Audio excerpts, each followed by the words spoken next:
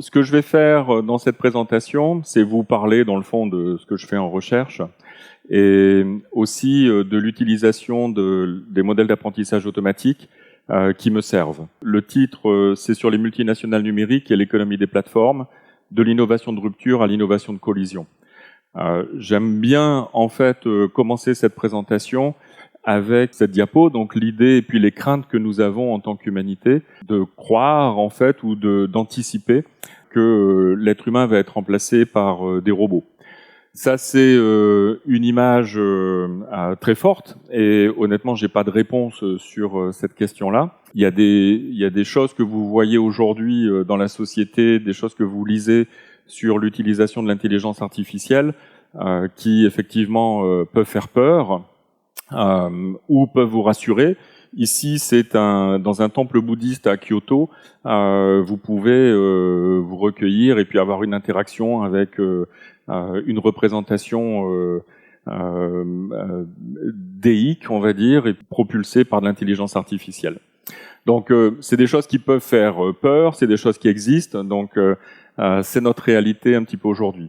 Je vous encourage à lire ce livre de Karim Lakhani, de Marco Iansiti, Competing in the Age of AI. Être une entreprise, mon propos est un propos des entreprises multinationales, donc être une entreprise et une entreprise qui va devenir une entreprise numérique ou qui doit devenir une entreprise numérique pour survivre dans une économie qui repose sur l'intelligence artificielle.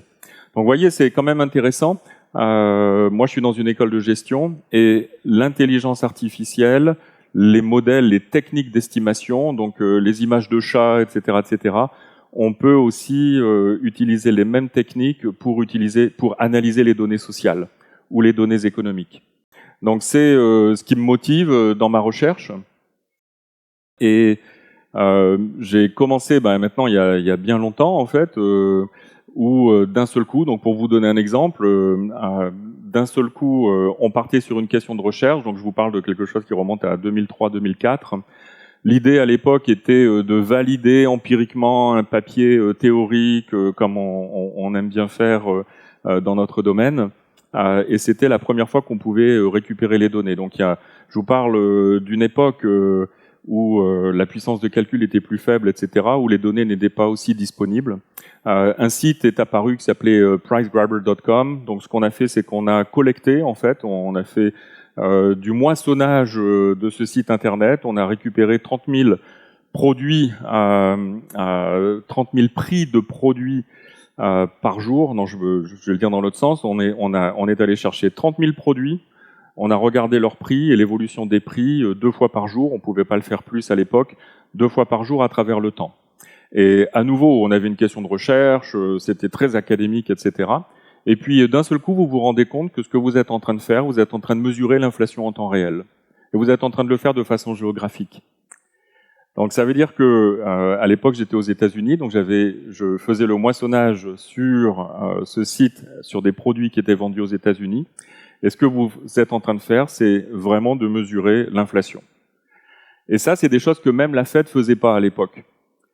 Donc, vous êtes en charge de la politique monétaire, vous avez tous les vendredis après-midi de l'information de votre politique monétaire au niveau de votre pays, mais vous n'avez pas ces outils, en fait, et puis vous avez quelque part des chercheurs qui sont en train d'utiliser pour des choses. Dans la présentation précédente, on parlait d'accidents.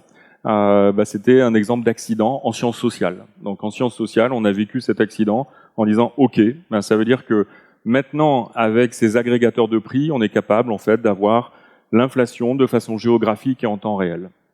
Donc pensez à tous les enjeux en termes d'inégalité. Qui a accès aux produits, aux mêmes produits, et où est-ce que c'est moins cher à travers le pays, etc., etc. Pensez aujourd'hui aux problèmes de chaîne d'approvisionnement, toutes ces questions en fait qui sont votre quotidien et qu'on pourrait optimiser déjà grâce à l'intelligence artificielle. Donc aussi, on fait évidemment face à des changements, des défis extrêmement importants. L'humanité, on l'a parlé dans la présentation précédente, c'est le changement selon moi le plus important. Et il faut faire attention aussi aux considérations éthiques. Donc tout ça, ce sont des choses extrêmement importantes. Quand on parle d'intelligence artificielle, il y a une première phase. À nouveau, moi je suis quelqu'un qui vient des sciences sociales.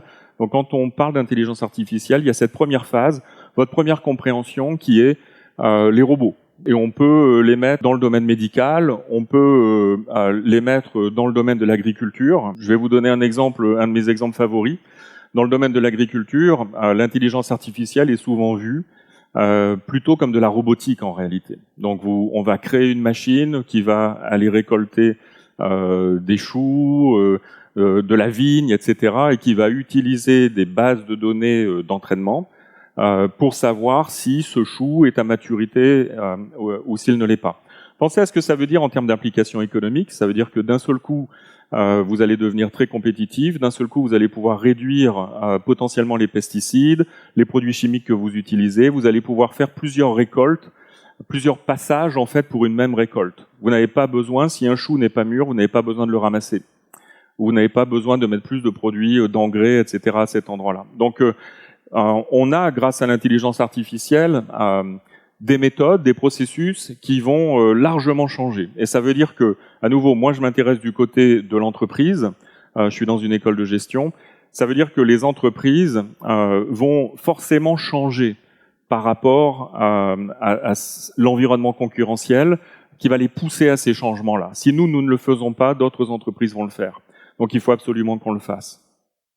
Donc c'est, et à nouveau, avec la note de bas de page de la diapo précédente, c'est quoi les considérations éthiques, réglementaires, etc., etc. Okay. Donc ce que je suis en train de vous décrire, c'est une dynamique concurrentielle, c'est l'intelligence artificielle qui change les procédés, non seulement dans les sciences dures, mais aussi dans les sciences molles, non seulement dans l'agriculture, mais aussi dans la médecine, etc., etc. Et derrière, vous avez notre société qui est organisée autour d'un gouvernement, d'entreprises privées, d'ONG, de la société civile, etc. D'accord ? Donc, il faut comprendre cette complexité. Et l'intelligence artificielle change cette complexité. Les entreprises, là je vous mets un exemple de General Motors, donc une entreprise qui produit a priori des voitures. Ces entreprises qui pourtant produisent des voitures, c'est de la production industrielle, sont en train de devenir des entreprises de données réellement.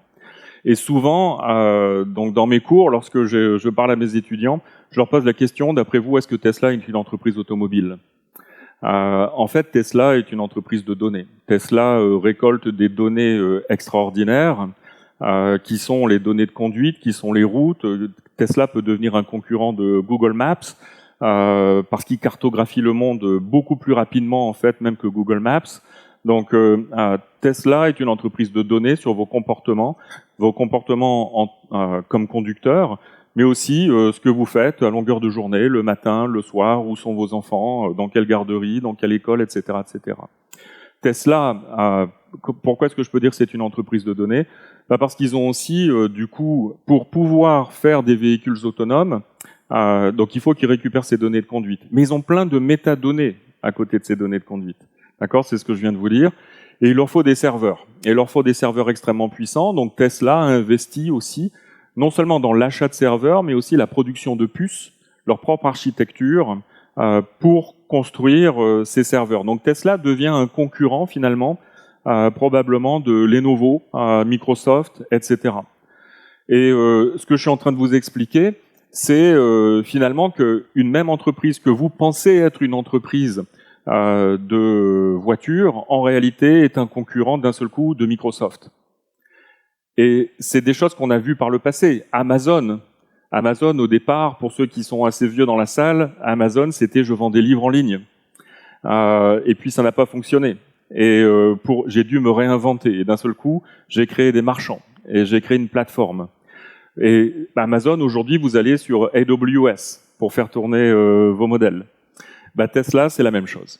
Donc, vous vous rendez compte à quel point ces entreprises deviennent de plus en plus présentes par rapport aux données qu'elles collectent et par rapport à tout le processus économique qu'il faut qu'elles mettent en place pour exploiter ces données.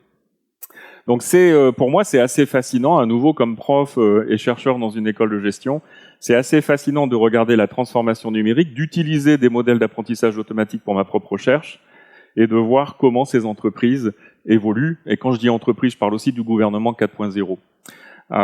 Rappelez-vous, GM a aussi inventé le système quand vous êtes dans le trou, vous avez un accident, vous appuyez sur un petit bouton, et puis ça vous met en connexion avec une personne qui pourra vous aider, vous assister.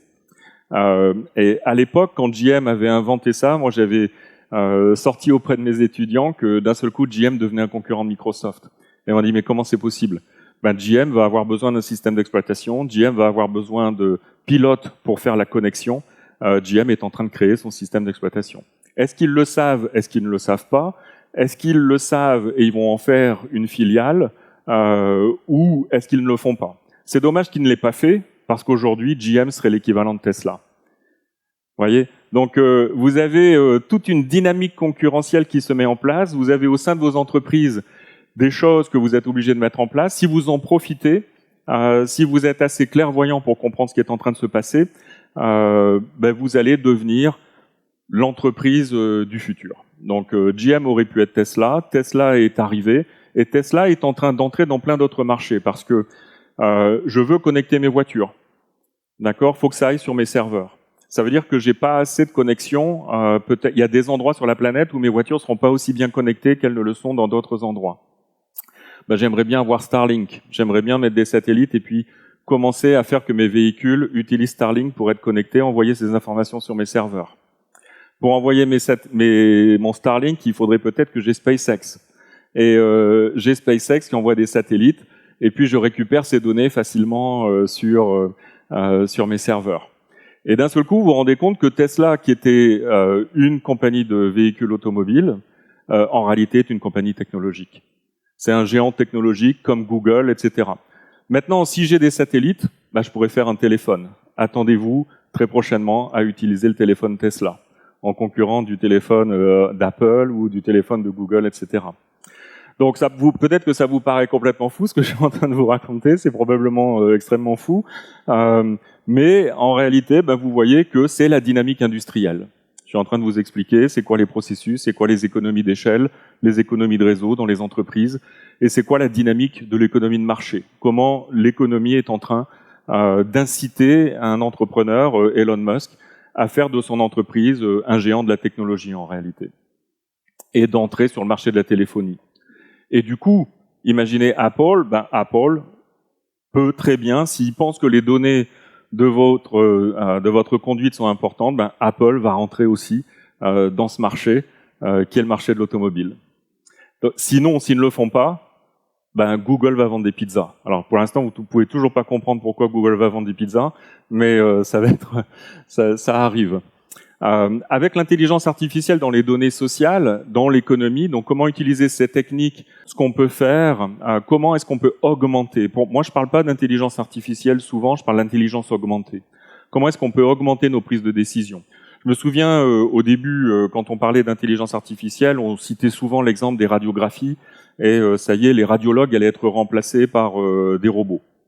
Non, les radiologues ne sont pas remplacés par des robots, j'en sais rien en réalité, mais les radiologues vont utiliser des machines qu'ils utilisent déjà aujourd'hui, qui seront dotées d'une aide à la décision qui sera basée sur des données passées qui correspondront et qui me diront oui, là c'est un cancer de la peau, là c'est pas un cancer de la peau, mais maintenant tu es radiologue, tu décides. Et en tout cas, moi, avec mon intelligence, mes bases de données, etc., je vais être capable, avec des taux de précision suffisamment forts, de t'orienter dans une direction.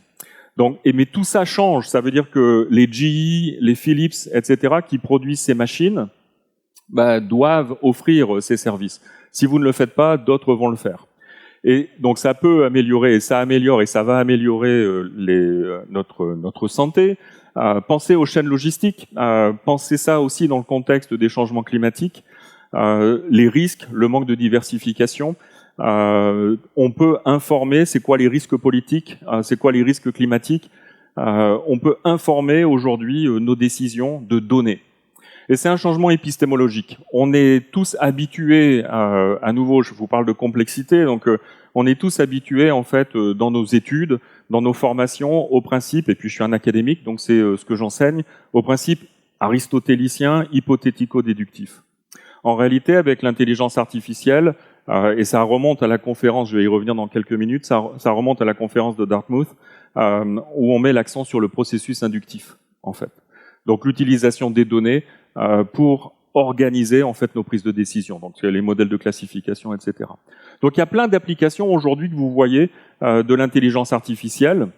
À nouveau, je vous l'ai mis dans la première diapo, il y a des enjeux éthiques, il y a des enjeux réglementaires. Mais vous voyez toutes ces possibilités en fait d'augmenter l'être humain dans sa prise de décision.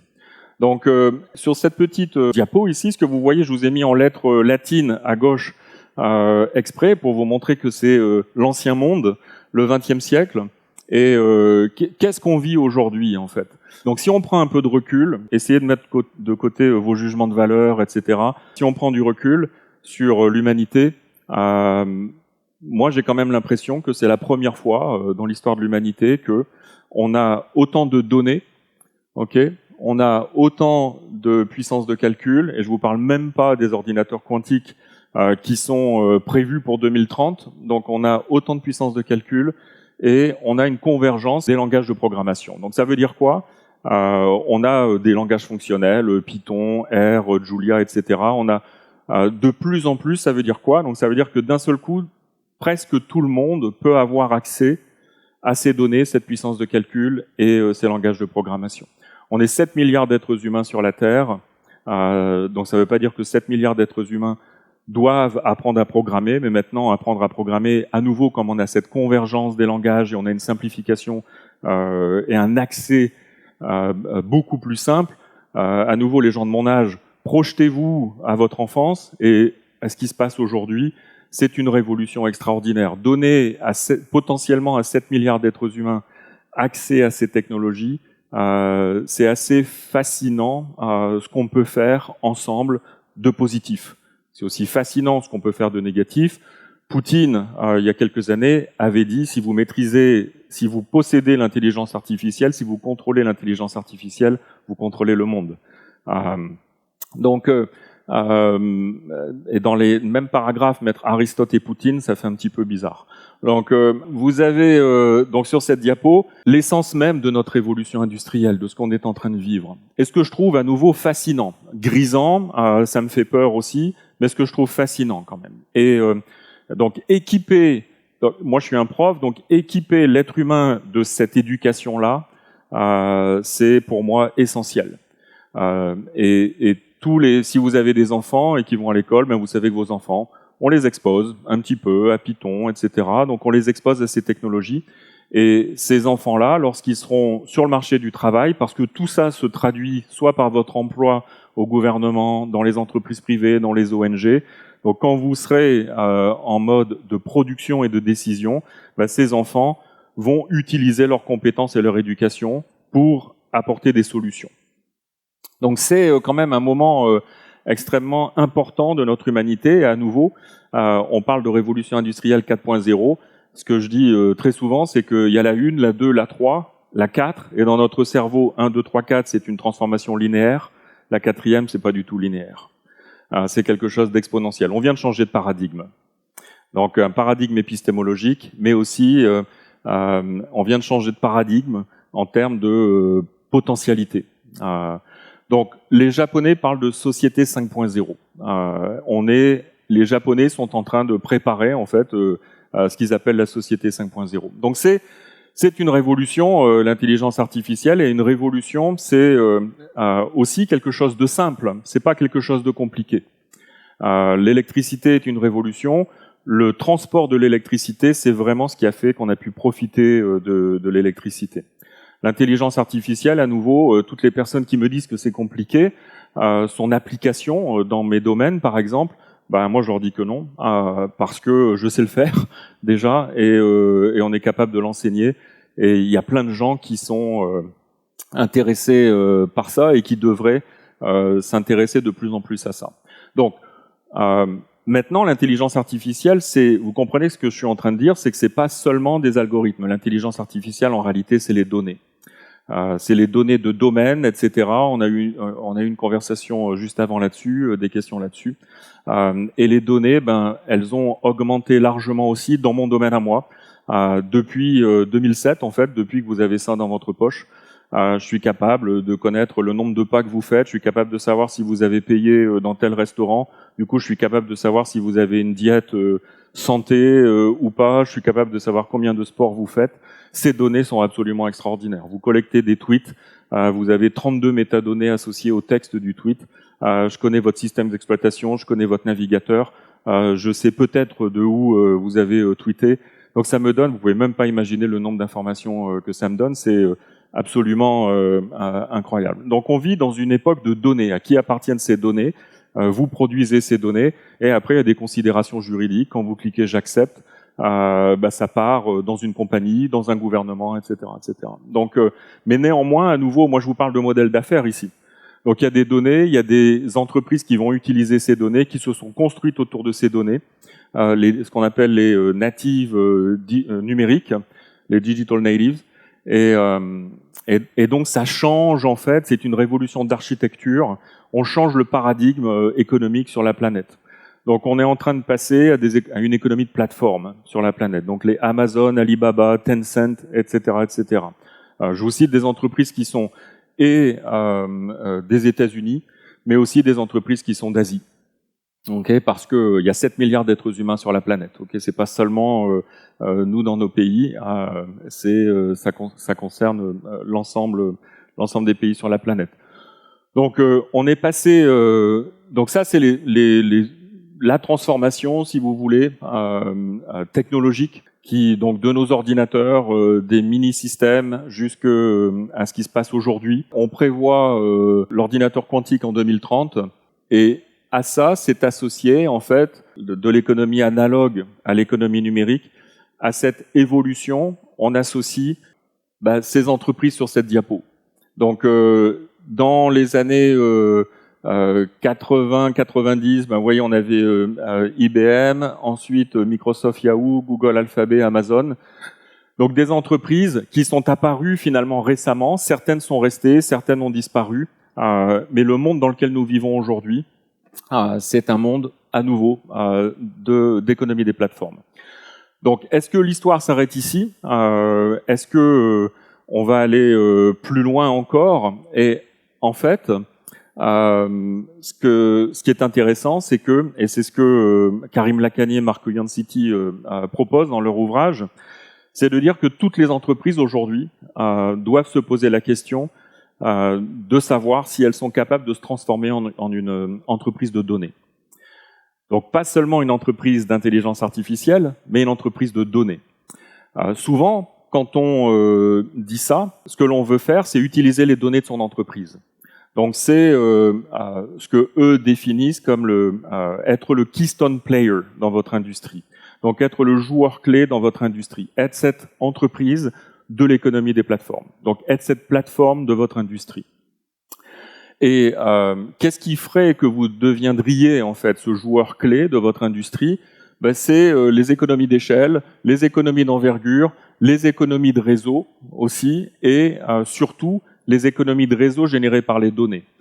Ça veut dire quoi? C'est l'exemple que je vous ai donné tout à l'heure de Tesla, c'est que d'un seul coup, j'ai vos données de conduite, mais j'ai aussi les données de la route, j'ai les données de l'environnement, j'ai les données, donc est-ce qu'il pleut, est-ce qu'il ne pleut pas, j'ai les données des gens d'à côté, même s'ils n'ont pas de Tesla.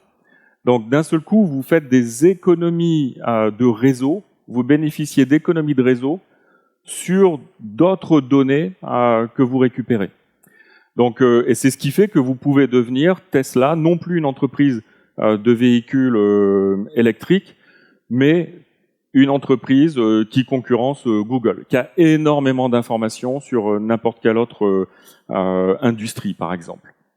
Je vous donne un autre exemple, c'est celui de John Deere, qui est l'équivalent pour moi de Tesla. John Deere est une entreprise aujourd'hui, peut-être que vous n'avez pas d'action de John Deere dans votre portefeuille pour préparer votre retraite, et je suis pas en train de vous donner un conseil financier, mais John Deere est une entreprise qui produit, vous le savez, des tracteurs, etc. Je vais simplifier ici. En fait, ils font beaucoup plus d'autres choses, mais John Deere sont capables de cartographier toutes les terres agricoles de la planète. Et qui fait ça pour eux? Les agriculteurs. Donc les agriculteurs prennent un tracteur, vont labourer leurs champs, etc., et cartographient en réalité toutes les terres agricoles de la planète. Moi, les terres non agricoles, si j'étais un gouvernement, ça m'intéresse, mais les terres agricoles, ça m'intéresse encore plus. Parce que ce que j'ai envie, c'est de fournir 2000 calories à chaque citoyen, citoyenne par jour, et m'assurer que tout le monde ait sa dose de calories. Donc posez-vous des questions, hein, si vous êtes un gouvernement. Vous avez John Deere, qui est cette entreprise privée, et qui vend des tracteurs. Donc j'ai pas de raison de m'intéresser à John Deere. Elle vend ses tracteurs, d'autres compagnies vendent des tracteurs, etc., etc. En réalité, la première compagnie de cette industrie qui va devenir une entreprise de données va devenir le keystone player, va devenir le joueur clé. D'accord? Alors je vous continue le scénario ici. Donc John Deere, d'un seul coup, il y a quelqu'un de cette salle qui dit, je suis allé à une conférence, c'était un peu fou, mais finalement j'ai creusé et puis j'ai postulé chez John Deere et je leur ai proposé de devenir une entreprise de données. Et eux m'ont dit à quoi ça sert, nous on vend des tracteurs, mon business cœur c'est le tracteur, donc on va pas changer, c'est ça qui nous ramène de l'argent. Non, je dis pas d'arrêter de faire des tracteurs, parce que les agriculteurs travaillent pour nous. On est une plateforme, on est comme Facebook. Les utilisateurs de Facebook sont pas mes clients. Vous travaillez pour Facebook. Chaque fois que vous ouvrez Facebook, merci, vous travaillez pour Facebook. Et Facebook récupère ces données et vend ces données. Et Facebook devient l'entreprise la plus importante par employé sur la planète. On avait peur de Goldman Sachs à un moment donné. Regardez où sont les entreprises un peu plus traditionnelles du XXe siècle et regardez les nouvelles entreprises technologiques aujourd'hui en termes de capitalisation de marché par employé. Et John Deere, c'est Facebook. Amazon, c'est le même système que Facebook. Tesla, c'est le même système que Facebook. Donc ici, je suis un agriculteur, j'achète un tracteur. En fait, je donne des données à John Deere. Quelqu'un de cette salle travaille pour John Deere, dit je vais créer cette start-up possédée par John Deere. Et ce que vous allez faire avec ces données, c'est que d'un seul coup, vous avez les terres agricoles de toute la planète où John Deere est présent. Okay, c'est quand même assez impressionnant. Et vous pouvez fusionner ça. Je vous rappelle que IBM a acheté The Weather Channel. Donc vous pouvez fusionner ça avec des bases de données de météo. Et d'un seul coup, vous pouvez devenir une compagnie d'assurance ou de réassurance. Et vous pouvez concurrencer les Lloyds. Donc d'un seul coup, vous êtes le concurrent de Google Maps, des terres agricoles, qui est plus important que les terres non agricoles. D'un seul coup, vous êtes le concurrent des Lloyds. Donc ça veut dire que vous êtes une entreprise financière énorme. Donc vous êtes et une entreprise de cartographie qui concurrence Google Maps et une entreprise financière énorme. Vous contrôlez pas mal du monde quand vous êtes cette entreprise-là. Donc si vous êtes au gouvernement et que vous pensez que John Deere, c'est pas ça qui est important, attendez quelques années et puis d'un seul coup, vous allez vous rendre compte que waouh, en fait, John Deere est une entreprise énorme comme Tesla et peut-être qu'un jour John Deere enverra des satellites avec un lanceur, etc. Et je vous refais pas l'histoire, ok? Donc, et ça, c'est les plateformes. Tout ça, c'est les données. Souvent, on pense que c'est l'intelligence artificielle, et on s'arrête à ça, mais l'intelligence artificielle n'existe pas sans les données. Et les données, vous voyez que quel que soit le domaine, ok, elles sont importantes et elles sont valorisables par ces techniques d'intelligence artificielle. C'est absolument incroyable. Les Keystone Players, vous voyez l'évolution des années 90 à 2020. Donc, qui sont les entreprises? Est-ce qu'il y a des réseaux d'entreprises que l'on voit se mettre en place? Oui, l'économie est en train de s'organiser autour de ces joueurs clés en réalité. Donc, l'économie mondiale est en train de s'organiser autour de ces joueurs clés. Si vous suivez Elon Musk, vous pouvez imaginer que un jour, Tesla, ça sera une espèce de gros réseau comme ça, et ça sera le pays Elon Musk. Ok, j'utilise le terme exprès. Un pays qui n'aura pas de frontières politiques, mais qui aura ses citoyens, ses travailleurs, parce que vous allez conduire des Tesla et vous allez donner de l'information, et qui aura ses entreprises autour dans sa grappe. Donc c'est ce vers quoi les incitatifs, la technologie nous amène. Okay, donc je suis pas en train de vous dire que tout est négatif là, hein, c'est pas ça. Rappelez-vous, au début je vous disais, c'est quand même un moment extraordinaire dans l'histoire de l'humanité, mais il faut bien comprendre les changements que ça entraîne aussi. Ce que je suis en train de vous raconter, finalement, c'est des études de cas, c'est des exemples pour vous faire comprendre cette courbe. Donc souvent, vous voyez, c'est la stratégie de l'autruche. On a ici le modèle traditionnel et on a ici le modèle des entreprises multinationales numériques, l'économie des plateformes. Donc c'est quoi la stratégie de l'autruche? C'est de dire, c'est n'importe quoi ce que tu nous racontes parce qu'en fait, mes rendements sont sans arrêt en train d'augmenter. Je suis John Deere, j'ai pas besoin de devenir une entreprise multinationale numérique. Mes rendements augmentent, mes chiffres d'affaires augmentent, ça va bien pour moi. Ok? Ouais, jusqu'au jour où Tesla entre sur le marché. Jusqu'au jour où une entreprise technologique qui est déjà en place dit ça m'intéresse. Jusqu'au jour où, pensez à la finance, le jour où Apple achète une banque parce que ça devient une priorité pour eux, ont la charte bancaire aux États-Unis, Apple deviendra une banque. Jusqu'au jour où ces grosses entreprises, parce qu'elles ont ces effets de réseau de données, jusqu'au jour où ces entreprises pensent que c'est important dans leur bilan de faire ça. Okay, donc ça, il y a des enjeux quand même extrêmement importants par rapport à ça. Moi, ce qui m'intéresse, c'est d'étudier la dynamique et après de laisser à la société civile, au gouvernement, aux entreprises elles-mêmes le soin de décider ce qu'elles veulent. En tout cas, moi, je suis quelqu'un qui étudie ça et cette dynamique. Donc, on parle des requins blancs, etc.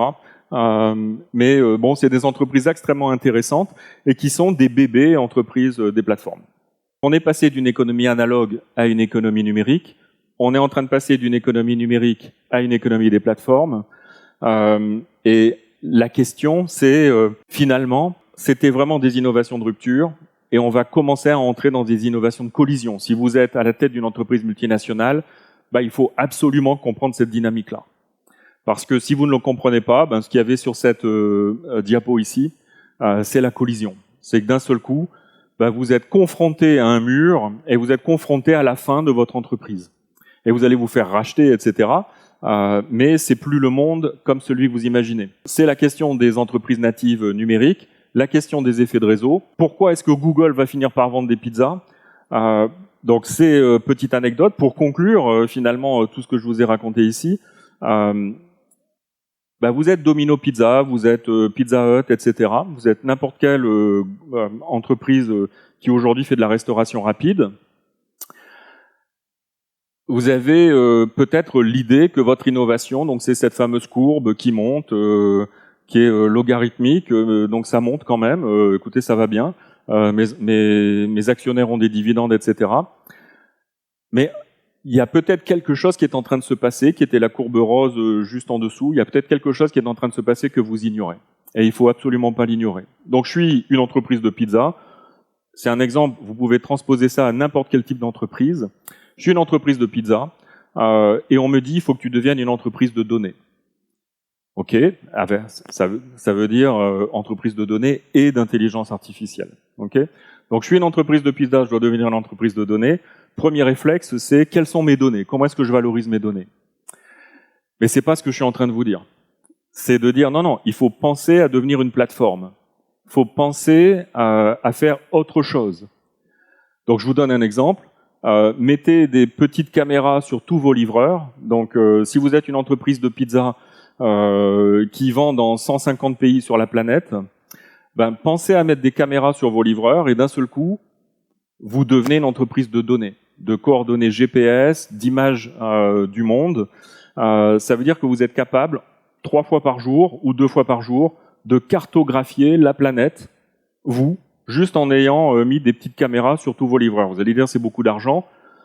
Pensez aux revenus que vous allez faire en ayant toutes ces informations-là. D'accord? Vous êtes en train de concurrencer Google Maps à un rythme que même Google Maps ne peut pas faire. Donc là, vous allez me dire, mais c'est complètement fou, c'est n'importe quoi. Maintenant, si vous donnez cette info chez Google Maps et vous dites, non, mais vos concurrents, c'est pas Microsoft, IBM, etc. Vos concurrents, c'est ceux qui sont capables aujourd'hui de cartographier la planète en temps réel, et c'est les Domino Pizza, les Pizza Hut, etc., sachez que Google, au lieu de faire tourner des voitures Google Car sans livrer des pizzas, Google va d'un seul coup livrer des pizzas dans ses Google Car. Et il va faire ça très souvent. Donc, la conclusion en fait de ma présentation, c'est que on vit une révolution industrielle. On est des bébés en fait de l'humanité. C'est pas parce qu'on est dans nos vies qu'on est les derniers. En réalité, on est les premiers. On est toujours les premiers. Le monde tout ça, ça vient de l'humanité, l'intelligence artificielle. Tout ça, c'est nous, c'est nos cerveaux, c'est notre histoire, c'est notre humanité qui avons inventé l'intelligence artificielle. On est responsable de ça. Ok, ça vient pas d'une autre planète, c'est nous. C'est nous qui avons acheté des téléphones, quelle que soit la marque. C'est nous qui générons ces données. C'est nous qui donnons toute cette information. Ça peut utiliser de façon extrêmement positive. C'est un outil d'augmentation de l'intelligence humaine extraordinaire, sans précédent dans l'histoire de l'humanité. Ça crée aussi des dynamiques économiques, entrepreneuriales, comme celles que je viens de vous décrire. Donc ça remet en cause les principes des lois antitrust, par exemple. Quand est-ce qu'on juge que trop gros est trop gros? Donc se posent toutes ces questions-là. Je suis pas en train de vous dire que ma réponse est on arrête les Google, etc. C'est pas du tout ça. Ce que je suis en train de vous dire, c'est qu'il y a cette dynamique qui se met en place et il faut vraiment être au courant, il faut vraiment l'étudier. Il faut comprendre qu'un John Deere peut avoir plus d'informations qu'un gouvernement sur les terres agricoles. Je suis en train aussi de vous dire que l'intelligence artificielle va pas remplacer l'être humain en réalité, parce qu'on est extrêmement créatif. L'intelligence artificielle, vous allez devoir l'utiliser comme des gestionnaires dans vos entreprises. Et puis je vais m'arrêter ici. Merci beaucoup. Comment changer les modes de vivre des gens et est-ce qu'il y a les données personnelles deviendra l'argent de la future? Parce que c'est vrai que tous les trucs de mon portable jusqu'à mon ordi et les voitures, ça récupérait mes données et ça a gagné beaucoup d'argent en utilisant ces données. Mais est-ce que je peux en profiter aussi? Il y a des modèles d'affaires. Ce que vous décrivez là, c'est un modèle d'affaires. Donc, est-ce que je peux vendre mes données personnelles? Est-ce qu'on pourrait créer un système, une entreprise qui dirait ne donnez plus vos données à ces compagnies-là? Moi, je vais vous les acheter. Il y a un navigateur, donc on parle beaucoup aujourd'hui des crypto-monnaies, de la chaîne de blocs, etc. Il y a un navigateur qui s'appelle Brave, qui vous récompense en fait en crypto-monnaie lorsque vous naviguez sur ce navigateur.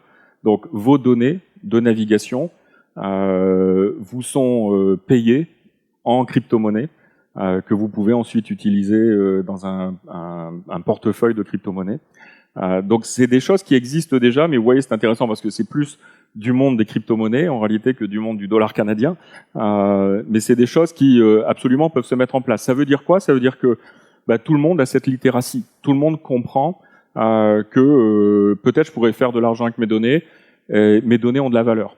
Aujourd'hui, et à nouveau, on est des bébés. Facebook, c'est une entreprise récente. Google, c'est une entreprise récente, etc. Donc, on est des bébés, mais c'est des entreprises extrêmement puissantes. Donc, on est en train d'apprendre tout ça. Et il faut quand même être très vigilant et comprendre les dynamiques économiques pour que les gouvernements puissent au moins être au courant et pas ignorer ce qui se passe.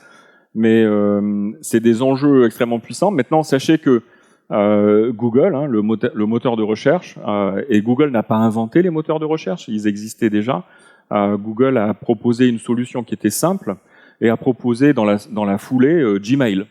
Donc, vous a autorisé à utiliser ces serveurs pour pouvoir correspondre par courriel facilement sans installer un logiciel sur votre ordinateur. Donc, vous réduisez les barrières à l'entrée, les coûts d'utilisation, et les entreprises et les clients, les utilisateurs viennent chez vous. Mais après, vous êtes dans l'univers Google et puis vous faites vos recherches sur le moteur de recherche, etc. Donc, vous ne payez pas un service parce que vos données ont de la valeur. Et quand vous utilisez Facebook, vous ne payez pas le service Facebook parce que vos données ont de la valeur. Mais sauf que comme c'est une plateforme, il n'y a pas de marché, il n'y a pas d'offre et de demande, donc il n'y a pas de prix. Seul Facebook connaît le prix de revente de vos données. Mais il n'y a pas de système de prix. l'économie des plateformes, c'est s'abstraire du système de prix. C'est devenir une espèce de gros monopole. Je connais l'offre et je connais la demande. Et donc, c'est des questions qui sont intéressantes aujourd'hui pour les gens qui s'intéressent à l'antitrust. Quel conseil donneriez-vous aux villes pour utiliser de manière intelligente les données qu'elles ont pour s'adapter justement à cette société-là? Ben, il y a plein d'initiatives des villes. Hein. C'est vrai que les données ouvertes, donc on parlait tout à l'heure des données, est-ce qu'on peut avoir accès aux données, etc. Il y a plein de données qui sont des données fermées, mais on a aussi la possibilité d'être très créatif et d'utiliser d'autres indicateurs en utilisant d'autres données, et notamment en sciences sociales. Hein. Donc les villes, le conseil que je donnerais, c'est d'être vraiment créatif. Je vais vous donner un exemple de ce qui m'irrite. Donc quand j'utilise Bixi, je peux pas comprendre qu'il y a un SUV avec une remorque qui ramène des Bixi et qui remplit les stations Bixi. Pourquoi je peux pas comprendre? Ben parce que ça me paraît bizarre que un gros SUV tire un chariot avec plein de Bixi et remplit des stations. Ce serait vraiment pas compliqué de créer des incitatifs. Donc imaginez, vous allez me prendre pour un fou, mais moi je suis pour utiliser les outils de l'humanité. Les outils de l'humanité, c'est la réglementation, le gouvernement, les entreprises, petites et grandes, les ONG, la société civile. Donc je pourrais par exemple dire, vous savez, Polytechnique, en haut de la montagne, c'est pas évident de monter un Bixi. Donc forcément le SUV il arrive et il monte les Bixi. Moi je serais partant d'être très créatif et de dire la ville de Montréal paye une partie des frais de scolarité des étudiants qui remontent leur vélo en haut de la montagne. Et ça veut dire quoi? Ça veut dire que vous n'avez plus besoin de cette voiture qui pollue et qui monte les Bixi en haut de la montagne. Vous pouvez aussi impliquer les commerçants, donc la boulangerie du coin de rue là-bas peut faire de la publicité et subventionner les gens qui viennent déposer à des endroits où les stations sont vides à certains horaires. Si je sais que je peux avoir un café gratuit payé par la boulangerie et subventionné par la ville peut-être derrière avec un ticket ou quoi que ce soit, donc d'un seul coup vous êtes en train, en mettant en place un système créatif, vous savez, du bas vers le haut, le crowdsourcing, vous voyez, on n'a rien inventé, donc d'un seul coup vous libérez en fait l'ingéniosité, la créativité humaine. Et d'un seul coup, il n'y a plus besoin d'amener idéalement les Bixi dans les stations qui sont vides à certains horaires, parce que c'est les gens eux-mêmes qui vont répondre aux incitatifs et qui vont le faire. Utilisons les incitatifs et créons ces incitatifs et on pourrait être plus créatif. Donc oui, voilà ce que je proposerais en fait, mais je suis pas candidat à quelques élections municipales. La question des filles était est-ce que l'IA change les affaires, la manière d'affaires d'aujourd'hui? Et leur répondre bien sûr que oui. Et pour devenir plus succès, il faut si vous êtes entrepreneur, il faut développer le système de IA. Il faut utiliser l'IA dans votre système. Si c'est petite entreprise qui fait quelque chose, il faut regarder comment c'est possible de collecter les données et comment c'est possible d'utiliser ces données pour devenir l'entreprise d'information, l'entreprise des données. Donc, la quatrième révolution industrielle sera la révolution d'information des données d'IA et qui possédait l'IA, possédait le monde, et c'est pas aussi étrange de comparer, de mentionner Poutine et Aristote dans le même phrase, car non Aristote, non Poutine n'utilise pas jamais Internet.